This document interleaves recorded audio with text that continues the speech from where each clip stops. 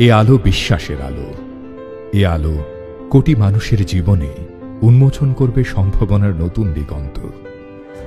দেশি বিদেশি ষড়যন্ত্রের উল্লাসে সবাই যখন মুখ ফিরিয়ে নিয়েছিল, তখন দৃঢ়চেতা শেখ হাসিনা প্রমাণ করে দিয়েছেন বাংলাদেশ মাথা নোয়াবার নয়।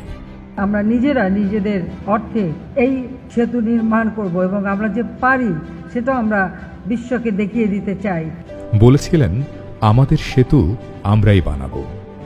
তিনি তাঁর কথা রেখেছেন। সব শঙ্কা, দোলাচাল, মিথ্যা অপবাদ পরাজিত করে কোটি মানুষের স্বপ্নের সেতু আজ সগৌরবে দাঁড়িয়েছে প্রমত্তা পদ্মার বুকে। জননেত্রী শেখ হাসিনার দূরদর্শী নেতৃত্বে বাংলাদেশের এই ঐতিহাসিক অর্জনে আলো ছড়াতে পেরে গর্বিত বিদ্যুৎ বিভাগও।